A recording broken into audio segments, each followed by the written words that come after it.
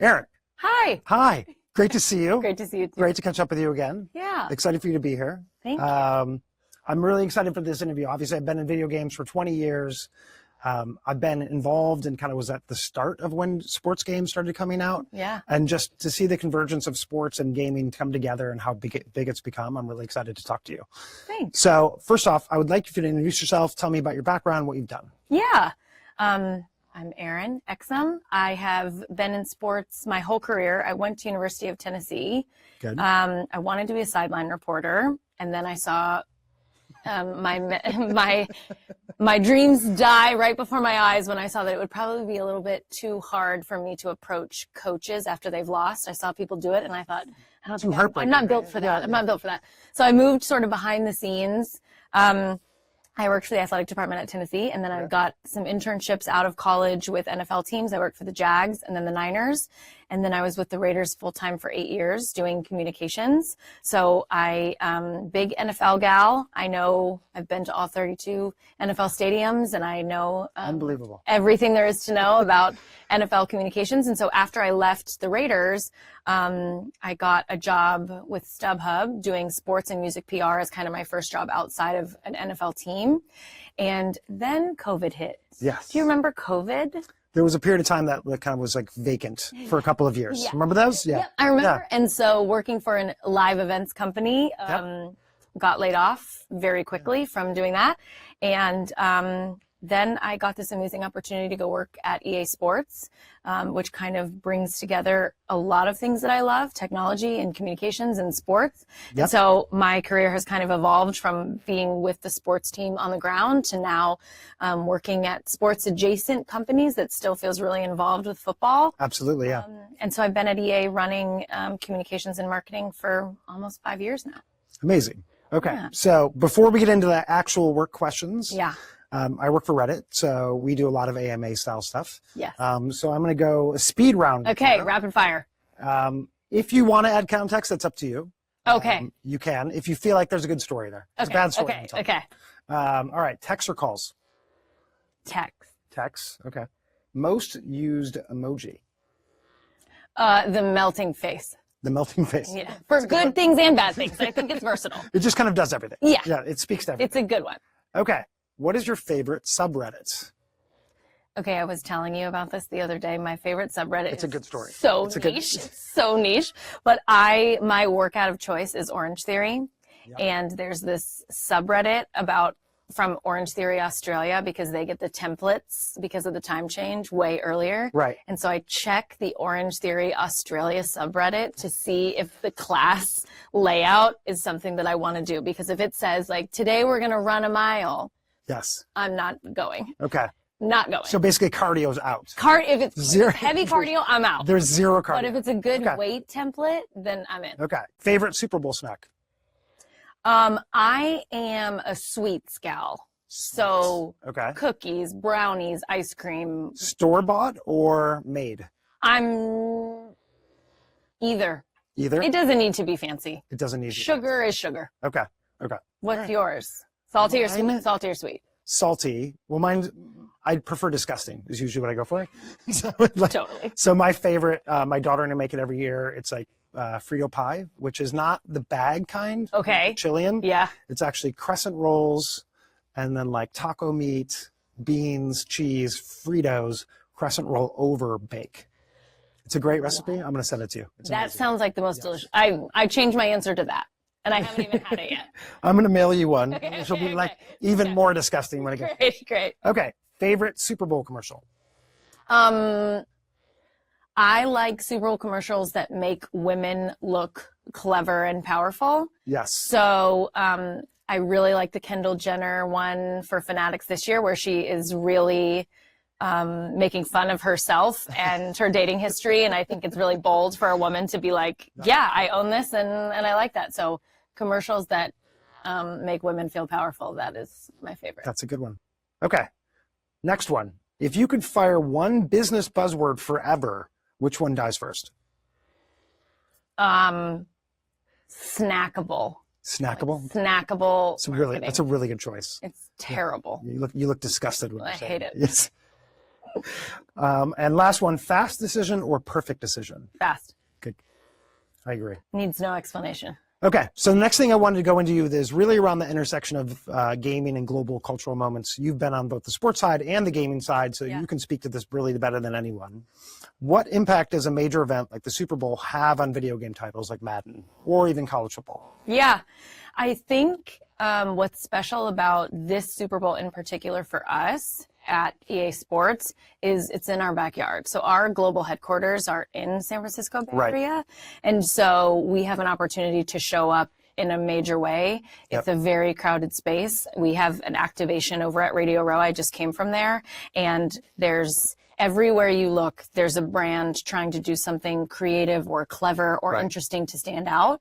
And so we have been very lucky that we have 30 years of brand equity in Madden. And so we like to think we're pretty associated with football.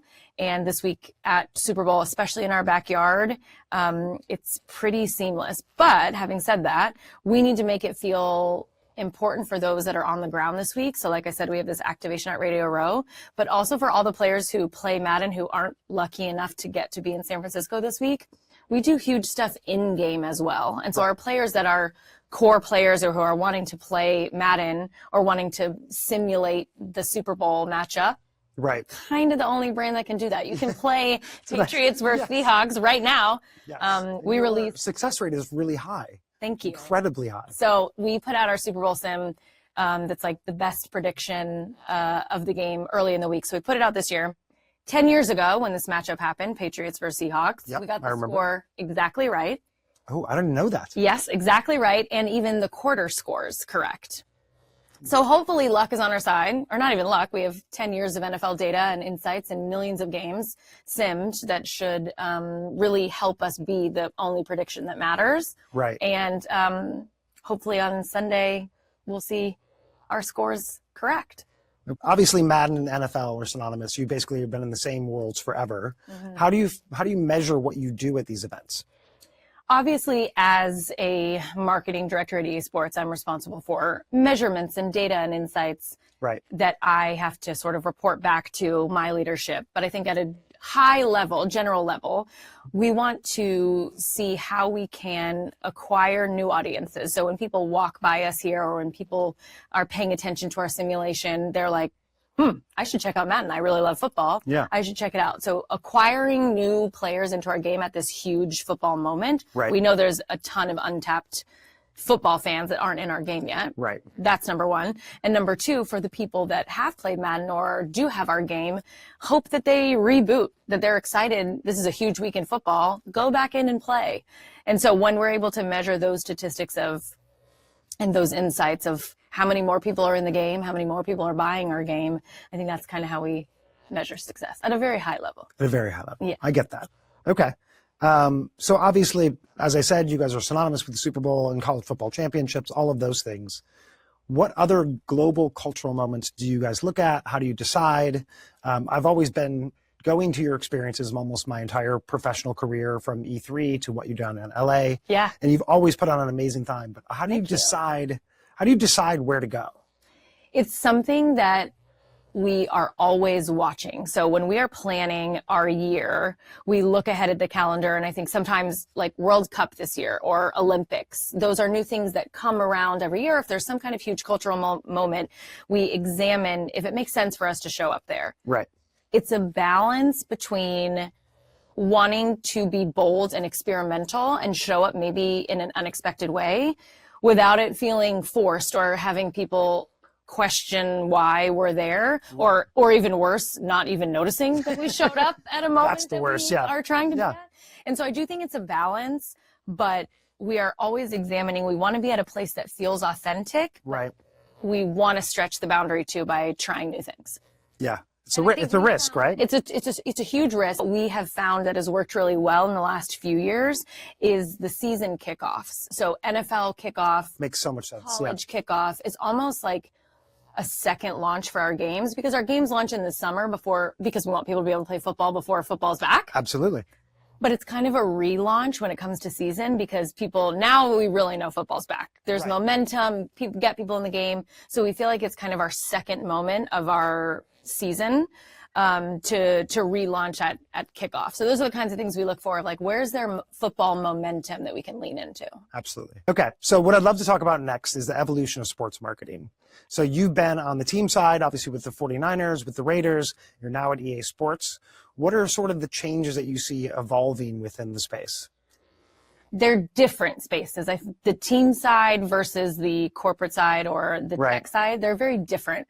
But what I've seen happen that's been the most obvious, the most noticeable, and happened the fastest is the traditional communications. Yes. So I very rarely write press releases now. If you would have told me at the Raiders that I would be leaking news to a creator, I wouldn't have even known what you were talking about. So, what's a creator? Yeah, exactly. What are we talking about? And so I oversee social media creators, traditional PR, and a vertical called community, which is basically its sole purpose is to keep our players informed and let them feel heard. Right. I want all four of those verticals to feel like the narrative is exactly the same. So whether I'm putting out a press release or doing a spokesperson interview with Sports Business Journal, or we have something on social, I want everyone to be saying the same thing in sort of different ways. Do you adjust them for the channel? Totally. Okay. I think the people who are looking at our social are going to ingest the narrative much different than someone who's reading something on Sports Business Journal or Wall Street Journal or MSN or whatever. That's the strategy, is get the same message across in ways that adhere to what people are consuming in that vertical.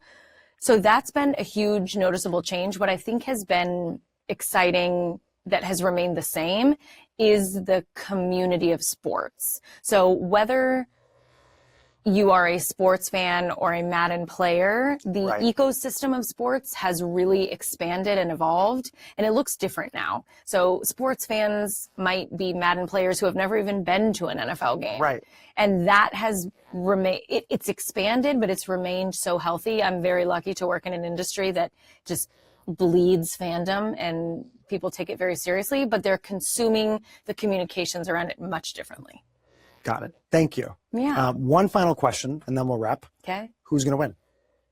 Oh, well, I trust our Super Bowl sims. So we've got Seahawks winning. I watched a lot of these simulations. I've seen a lot of the data. Yep. And I think they're going to get it done. I think you're going to get it right, too. I think. Yes. I hope so, too. I'm not a Patriots hater, but the Seahawks are a very exciting team to watch. You're one of the few. Yeah. Yeah. Yeah. Anyways, thank you so much for your time. This was so helpful, and I hope everybody enjoys it.